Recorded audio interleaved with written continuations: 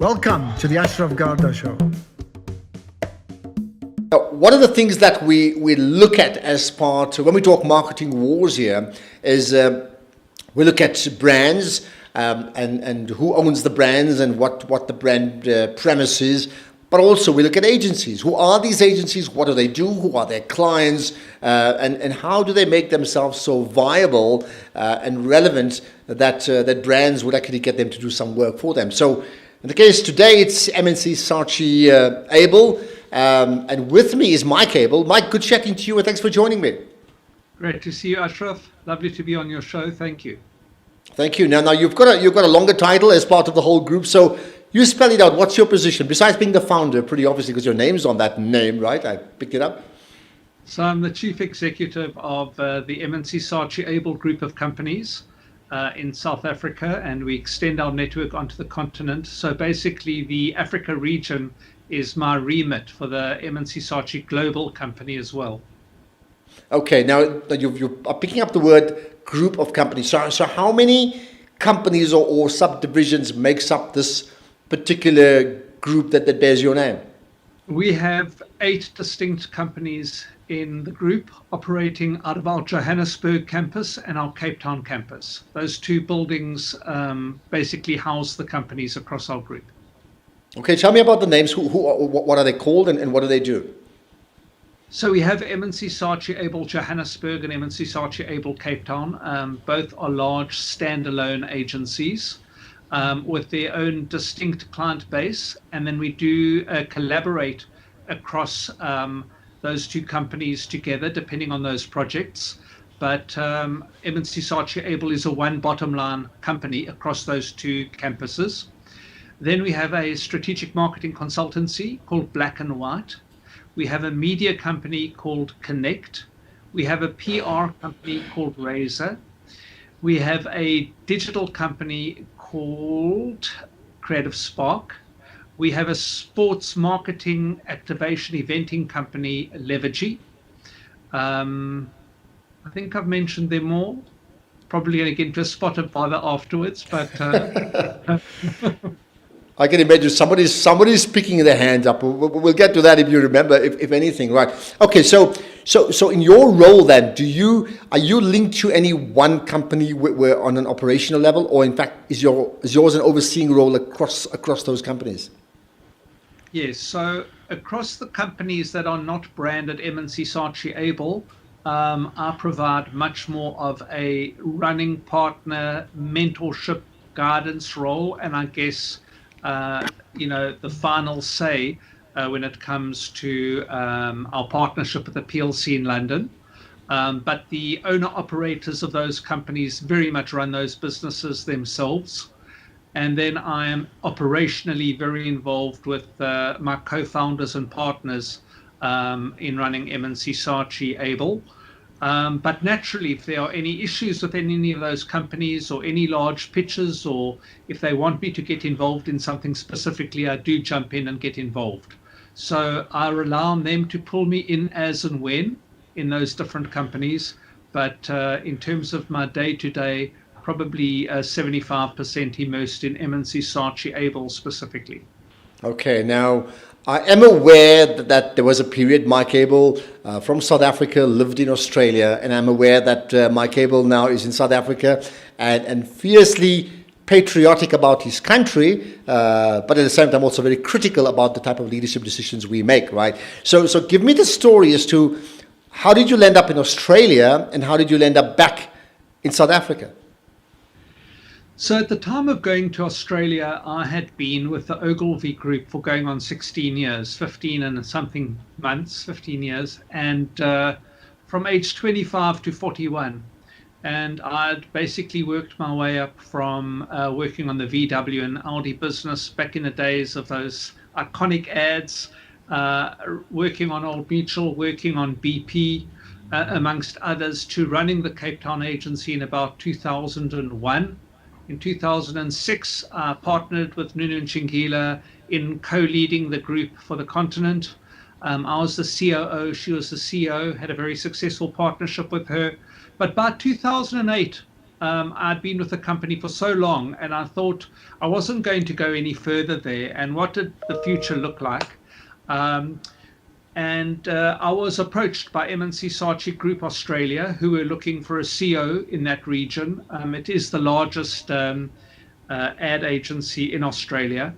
And it culminated also, sadly, with a break-in in South Africa. So I think concerns around crime at the time, Ashraf, having a young family, as you know, I was very critical about and remain critical about government, irrespective of who it is. I think that's part of being a patriot. I think if you're not a patriot, you keep quiet about government. I think if you want to help your country, you speak out against it and you do what you can to fix it. So I think all of those things, and knowing that Jacob Zuma was going to become president at the same time, certainly everything that transpired as regards his presidency. Talk about a Freudian slip. How many has he had? Well. Some may say, did he give birth to so many problems? But anyway, that's something that we can talk about. That's one of my better Freudian slips. Anyway, so knowing what was going to transpire and everything that did and more, I thought that it was a great opportunity to have a fresh and exciting new beginning and an adventure. And so off I went to run the M&C Saatchi group of companies there in Australia. Big company, big group, employed about 450 people across 4 operating divisions in Australia, across Sydney and Melbourne. And as I got there, the global financial crisis hit. So that was very interesting in terms of a new country, a new company, global financial crisis. But I successfully navigated the company through that crisis, because even when I was within the Ogilvy Group, a lot of my time was working at a global level in terms of being on the Global Brains Trust and being very involved in developing their model globally in terms of the integration model in the 90s and whatnot. And then Maurice Saatchi and Murray McLennan asked me to set up M&C Saatchi South Africa as part of my region. The intention was for me never to go back to South Africa, but to do it remotely. But obviously to use my vast network of clients, or prospective clients as it happens, and talent in South Africa. And my wife was terribly homesick in Australia. I remember I was going to watch Ladysmith Black Mambazo at, I think it was the Sydney Opera House, perhaps, and just the tears running down our face as we watched it. And so when that opportunity became available to open South Africa, we leapt at that opportunity and we said, we'll go back and start the company ourselves. So returned here in December 2009, and the excitement of the Soccer World Cup 2010 opened the agency on the 1st of Feb 2010. Okay, well, we're appreciative, and so should you be, and the whole country, to Ladysmith Black Mambazo for touching on a nostalgic nerve that got you guys not operating remotely, but physically in South Africa. Okay, so 2009 is you're in the country. What happened next then? So very interesting. You start a new company. Don't forget, when I left South Africa, I had 900 people in the company across 12 operating divisions. And when I got back, it was just me. And I assembled a small motley crew of 12 other people, no clients, no furniture, sitting on the floor for the first few weeks until it was built around us. And it was tough. The economy was tough. The industry was overtraded. But not for a second did I believe that the company wouldn't succeed. So took on a number of small projects as and when they came about, and focused on the bigger ones. When I opened the agency in South Africa, I said to the PLC, because I had the means to start Mike Abel and Friends if I wanted my own little independent agency, but that didn't interest me at all. What I wanted to do was to build a global airport, as I like to say, and to start landing Dreamliners. And I needed to build an agency of scale in order to be able to land big accounts. So that was always the plan. And so we did a lot of really good project work and very, very exciting advertising. I think we won our first Lurie after 9 months for Mr. Delivery, the Fire the Chef campaign. But it took 18 months for the first major account to land at the agency, and that was Heineken. Okay, so I mean, this is interesting because I remember just possibly tweeting this yesterday or the last few days, in fact, saying something like, and I'm quoting other people because I've heard this before. If you are able to complete your dream on your own, it's not a big enough dream. So the safer option was to remain in Australia. The safer option was also to then start it as Mike Abel and Friends, and it's a one-man company, and you can just manage it and retire with that. But you chose not to do that, which actually meant you had to have a bigger dream. And what was that dream? Sure. So part of my dream has always been I'd rather have a small part of something extraordinary than a large part of something ordinary. I also wanted to create a fully transformed agency from the get-go. I've always been very passionate about driving a sharing economy and an inclusive culture. And it takes me right back to my very first agency I opened in the late 80s, early 90s in apartheid. Out of the townships in Port Elizabeth. I was in partnership with Uncleared Black Taxi Association, advertising on the back window of black taxis. And then I was part of driving the full transformation of the Ogilvy Group when I was there. And I wanted to start an agency from the get-go that would be fully transformed and that would take a number of people on the journey with me. And I also don't like being a one-man band. It doesn't interest me. I love collaborating with brilliant, talented people. So having partners in the business, friends of mine, many people that I'd worked with already for 15 or 20 years that I wanted to work with and get the band together, if you like. So I reached out to a number of people that I greatly enjoyed working with at the time. Many of them were all over the world and in different jobs. And I said, let's get together and let's create our own company in our own way. It's funny, Jason Harrison, who's our group managing director, said we all planned to leave the ad industry at some point in time. And then we did, and we started our own agency. And I don't say that in any way to be critical of the industry, because I love the industry and it's been, the majority of my life. But I think what we wanted to do was to create an agency that was structured much more like an accounting firm, if you like, which is a collaboration of partners rather than a traditional pyramid, if you like, where you've got the two people at the head and then a lot of people cascading down. We wanted a very broad partner model, which we went on and achieved. And that's what's happened now as well with the various other agencies that you've mentioned at the beginning of our chat, right? Yeah. At that time, I mean, so here's the thing. At that time, you were because you were not with Ogilvy anymore. You were starting a brand new company, which means you were you filling up a void? Was there a space in the market for you? Because I mean, clearly you've taken away business from other people.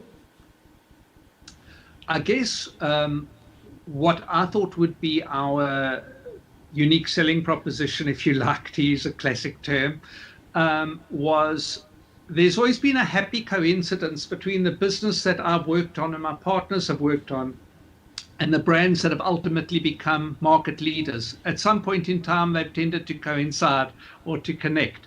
So I have a very strong focus on three things, as do my partners. How are we going to grow your top line? How are we going to grow your market share? How are we going to grow your brand equity? So very strong, measurable offering.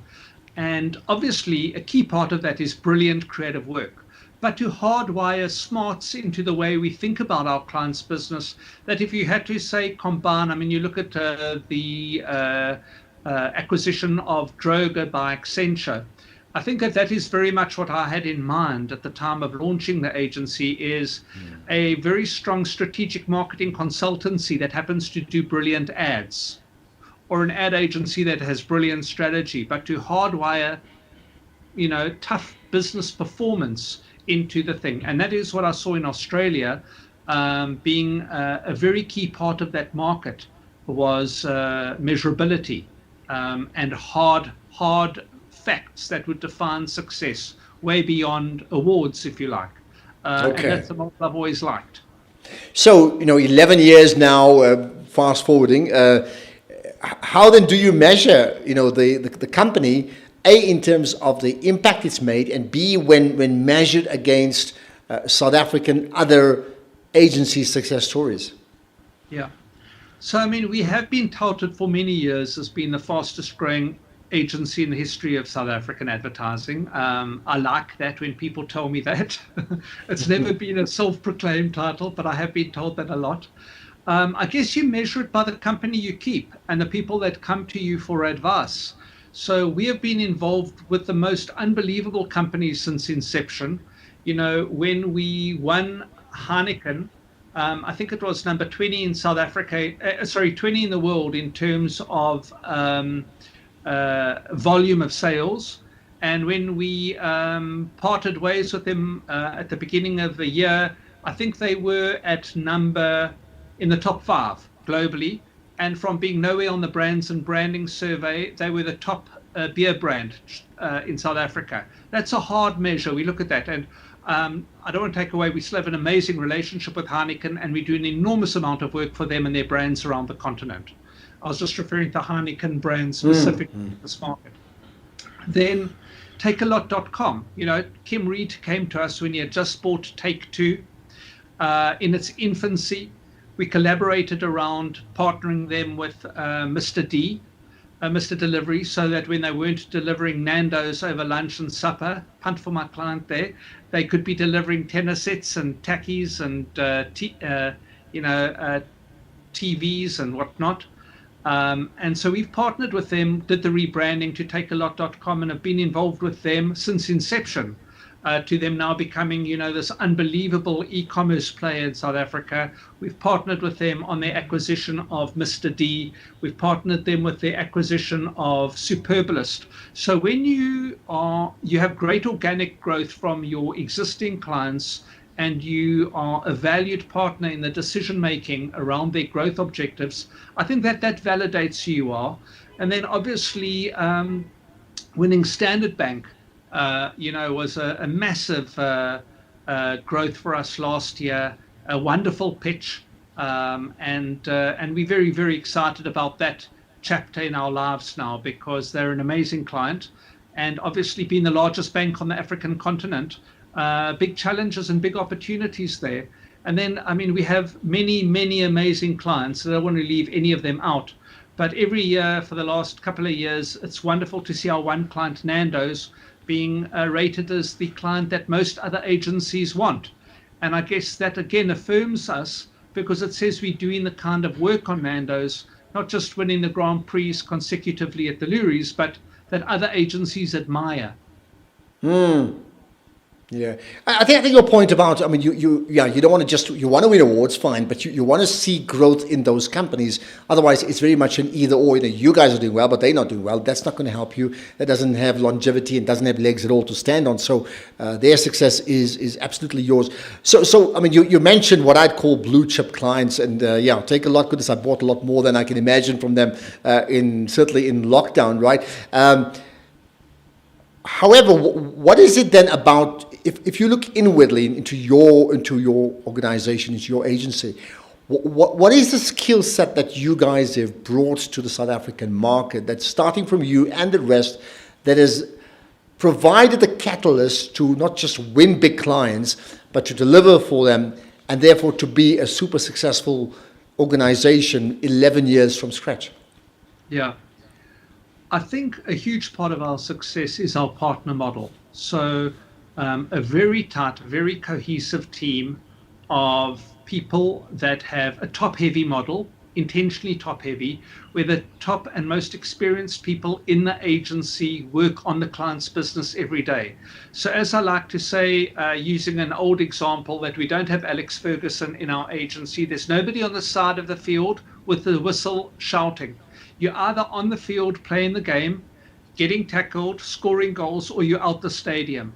So I think the fact that we don't win an account where you see the heavyweights in a pitch and then you don't see them again, and then you have a junior team running on the business. The partners in the business, and if you look at the scope and research that was done in the industry last year, validated this research, which said that the partners at M&C Saatchi Abel are extremely involved every day on the client's business, because that's the team that they are buying into, you know. So we take that extremely seriously. I mean, I think our ethos of brutal simplicity of thought is differentiated in terms of how we approach problem solving and removing absolutely everything that is extraneous to the nub of the problem. And I think that probably when I talk about problem solving, and sometimes we can be a bit of whiskey, we can be an acquired taste for some people, because what we do is we probe until we get to the right question. We don't pursue the right answer in and of itself in the beginning. What we want to do is to get the question right. It's much more important to know what the right problem is. So problem verification is critical. And then I think we also do embrace diversity of thought. So we have a very diverse team of people working in the agency. We do subscribe to the ideal that if two people agree on everything all the time, you only need one of them. And so we do like to have sharp and strong different opinions to bear on business.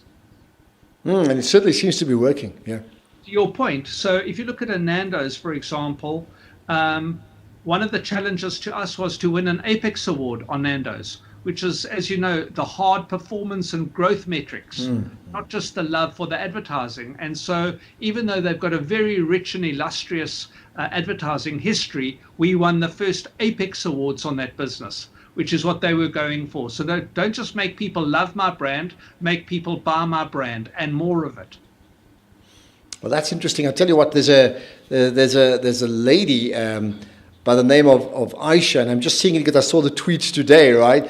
Aisha Hamdullah, because I just happen to know her as a friend of my son and daughter, who's studying in Ireland right now.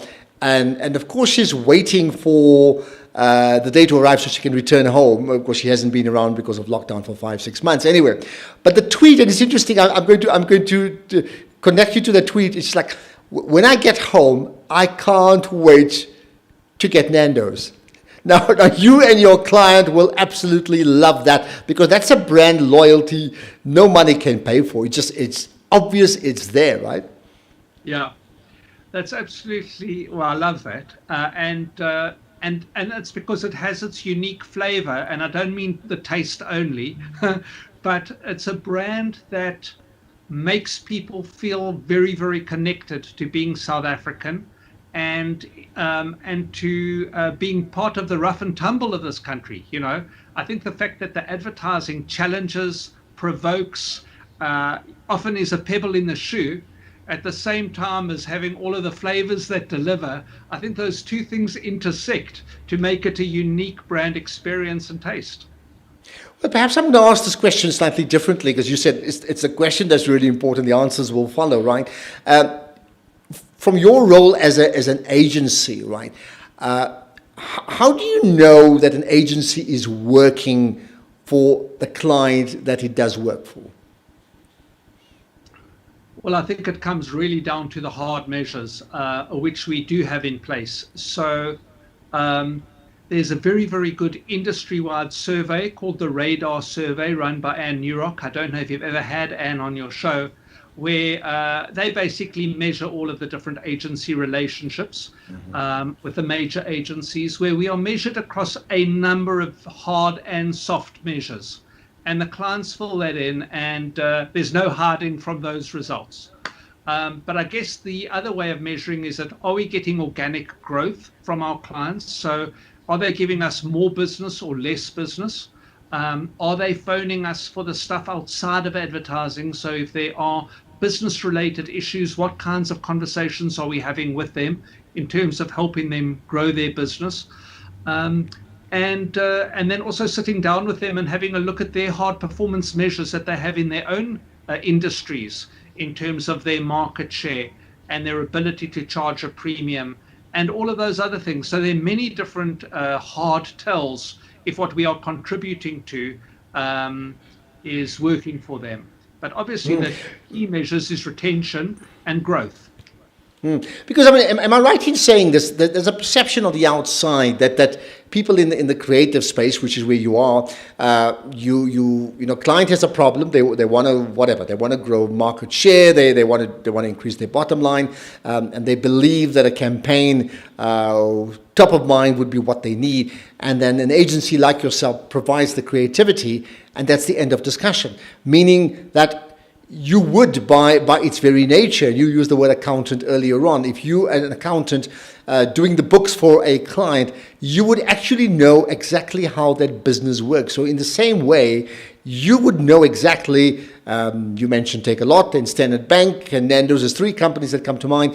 You would know how they work. You would have to know how they tick right down to their bottom line for you to fully understand that company. True? 100% true.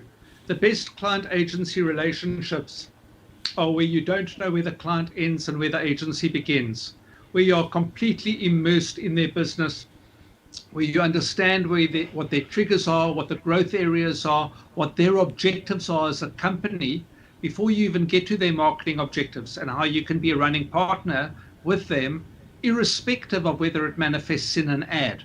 Your job is to retain existing clients, attract new clients, help them with their innovation, help them with their relevance, help make them the preferred brand. And whatever it takes to do that, that's what you have to get involved with.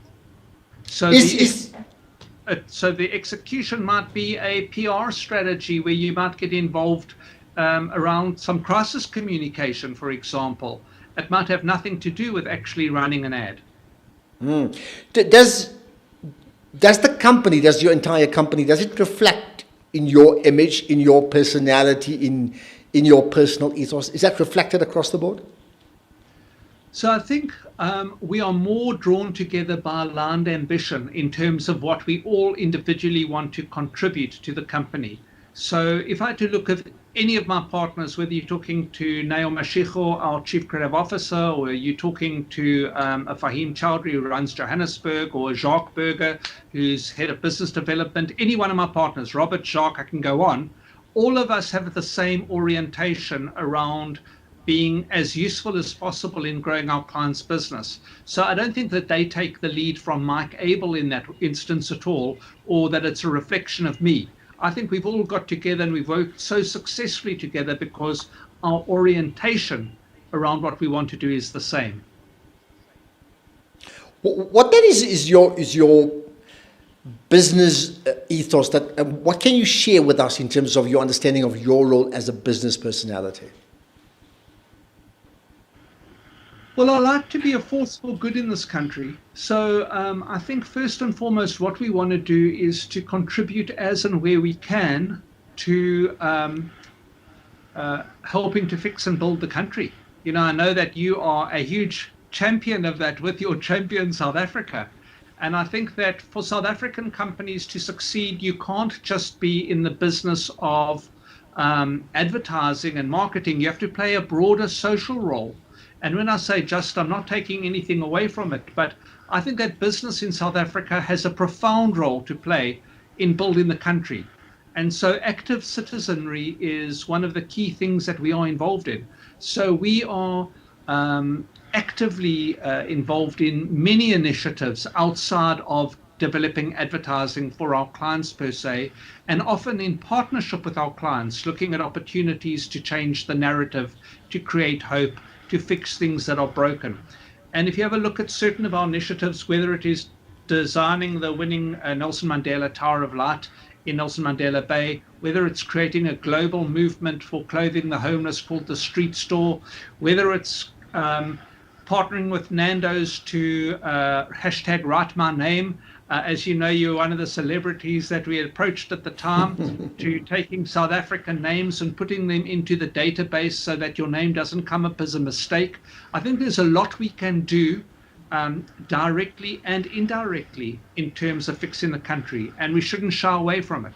So I'm often considered a bit of a Don Quixote in the industry, which I'm quite comfortable with, being the only CEO that's really puts his head far out there in terms of waiting for it to be chopped off.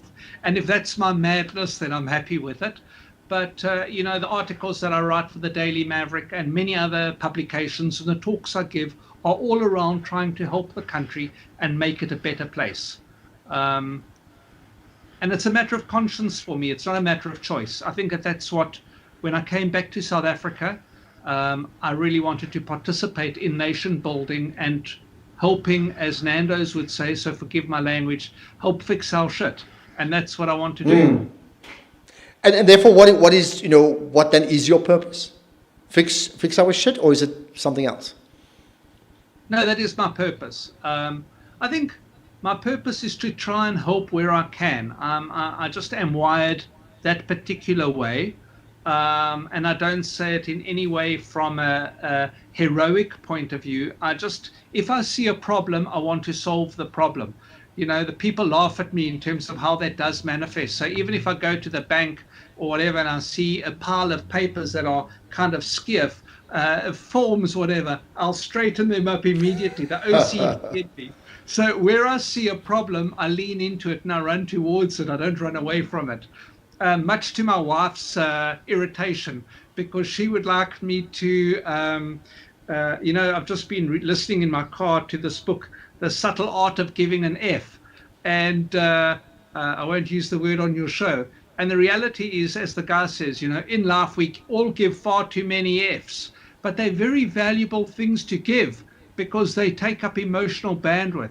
So we need to become much more circumspect in terms of how many Fs we give away every day. So I try to give as many as is required in the right area where I can make a difference. Well, there you are. As to your partner? I said, as do my partners. Okay. We all try to run towards a problem and fix it. That's our madness. Yeah. All right, just the second last thing before I let you go. How is your agency and the work that you do? How has it have to change and had to change already now because of this unique elephant in the room called COVID-19? Yes, so it's obviously been a huge challenge for the industry and for us. I guess we were well prepared for COVID. We didn't anticipate COVID, heaven forbid, but we were well prepared for remote working with a number, you used the term blue chip clients that we had. If our building, heaven forbid, burnt down or something went wrong, how could we work remotely? So we had well implemented strategies to work remotely, and we could flick that switch very quickly. And so the agency, basically, from the moment the president announced the lockdown, was working in a very, very successful remote way. I would say in terms of our total staff count of 350 odd people, certainly no more than 20% of people across our campuses are back at work. So 80% of the company is still working remotely and successfully, I might add, and on big retail pieces of business, which are very fast moving. So I had a number of interventions. One was I put a challenge to our people on the day we closed to say, what if we do our best work ever whilst we are working remotely? And I think that's a great challenge, not to batten down the hatches, but to say this is a time for creativity, for reflection, and to embrace, I guess, what COVID throws at us in a different way. The other thing is we put a sign on our doors in Cape Town and Johannesburg which said, our doors may be closed, but our minds are still open. And so really to push ourselves that way, we had a number of interventions, Ashraf, in terms of setting up an emergency fund for our staff and their families. We put people well ahead of profits. So we have retained 100% of staff at the total erosion of bottom line, but in keeping those people employed in our company, because every single person in our company has got hopes, has got dreams, has got aspirations. And so to try and retain as many people as possible throughout the pandemic, and to think very differently and very creatively around how we could help our clients in unexpected and unconventional ways. So we've done an amazing amount of stuff that we've learned and done differently. And the strange thing is, for a long time, we wanted to play with having more of a hot desking and remote model. And I guess COVID forced us into testing what a model like that could be. There's that wonderful meme that people were posting about 5 months ago, which was basically who led the digital transformation of your company, the CEO, the CIO, or COVID? And I think all of us have been forced by COVID to think differently about our company. Well, there's a sound like a hooter, alarm bells are ringing, and clearly tells you that's what COVID certainly did, right? Yeah. Well, let's leave it at this. You understand, but listen, I understand that you've just put together a book, you've just launched it. with a wonderful title called Willing and Able. So I'm going to give you a 1-minute pitch as to why is it called Willing and Able, and why we should read it. So obviously, beside it being a pun on my surname, a lot of people come to talk to me every day. I do a lot of talks. I do a lot of mentoring around giving hope, self-belief, lessons learned in business. And I thought that the book was an opportunity to hopefully be useful, hopefully be inspiring, and hopefully bring a perspective to people around what they can do. The fact that we've been able to build this amazing company in a country that has gone through 10 years of turmoil, as I've called it, lessons from a decade in crisis, and how that does precipitate opportunity, you know. And the other thing that I want to do is, you know, a lot of people look at me and look at the success of M&C Saatchi Abel, and it's that analogy of that swan gliding along a lake, not realizing that those feet are paddling frantically beneath the surface. And I wanted to give people a sense of what that paddling looks like. So even when times get tough, you know, how do you use headwinds to adjust your flaps for takeoff? You know, planes don't take off with a tailwind, they take off with a headwind. And I think that the challenges in our country are a wonderful opportunity for growth. And how do we take advantage of that growth, and how do we lead a meaningful life? So personal stories in my life, tragedy in some instances, great successes, disappointments, they're all in there with many different case studies and examples, as shared by me, my partners, and even some of our clients. All right, and the plan really is for us to leave it at that, because I need to get my hands physically on the book, right? And then we will chat about part 2 of this conversation, all around Willing and Able. So, Mike Abel, thank you for joining us, and looking forward to that chat, finding out about the book and what that really means about someone who's clearly willing and able. Thank you, Ashraf. Wonderful to be on your show and great to chat. Thank you.